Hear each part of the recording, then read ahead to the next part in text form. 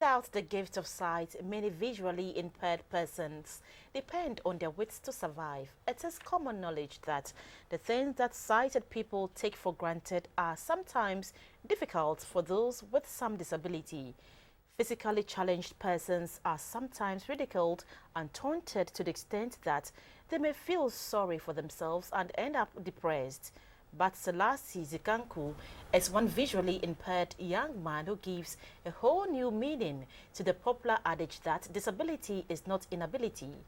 This is a story of a 31-year-old broadcast journalist. Watch and be inspired. In one of the studios of GBC's Accra-based Unique FM, Selasi Sikanku is magical on the console. You tune to Unique FM of the Ghana Broadcasting Corporation. We are transmitting live on 95.7 on your FM dial. Every Wednesday, just after the Radio Ghana news at 1 p.m., this young man reaches his listeners across the city with some soothing music. This track in the background is by Leo Sia, and he says, "When I Need You." Now do not be mistaken, Selasi is visually impaired.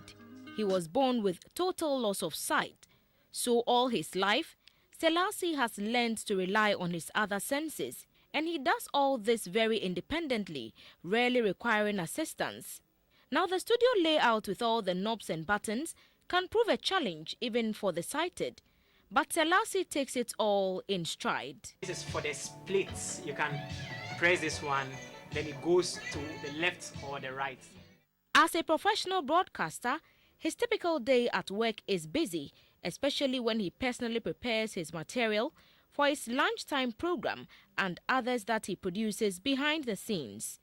Born on May 9, 1983, Selasi Sikanku says his parents enrolled him in regular schools right from nursery level so as not to separate him from his other siblings. He attended the youngsters' school at Nima, graduated to Okwapiman School at Ekropong, and then to the University of Ghana, where he studied sociology and political science. He recounts his earlier days in school and how he kept up with his schoolmates. I had a resource teacher, and then the resource teacher transcribed whatever I write in Braille into print for the teachers to mark. Was that expensive for your parents? No, it was a pilot project the government was embarking on then. So me and then two others, we were those who had to start. Selasi's affable nature on the job is reflected in his relations with his colleagues. Juliet Kwashi has nothing but great respect and admiration for him. It's interesting working with Selasi. It's interesting knowing him. He's such an amazing person. And I also commend GBC for getting him on board. You wouldn't find many institutions or organizations wanting to employ his kind of people. But I know and I believe that whoever recommended him or whoever insisted that he gets on board hasn't regretted it. He knows his way around town, and the Ghana Broadcasting Corporation is second home to him. So we asked, is there any hope of Selasi ever gaining his sight? The doctor said there's something on the retina which should show red and is showing white and all that. So there's nothing they can do about it, and they've not seen such a situation before.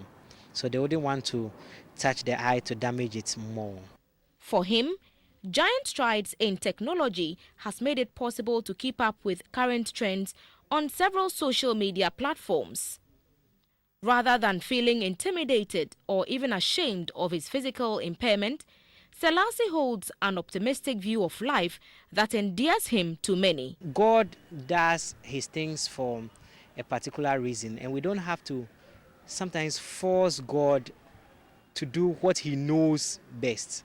Selasi's advice to others like him is to be wary of persons who claim they can perform miracles for them to see. I don't dispute the fact that God can perform miracles, or God can make the impossible possible. But at the large scale, some of these men of God are portraying these things. I think it should be looked at. Selasi's story is a classic example of what heights anyone can attain by simply looking beyond physical deformity and just believe.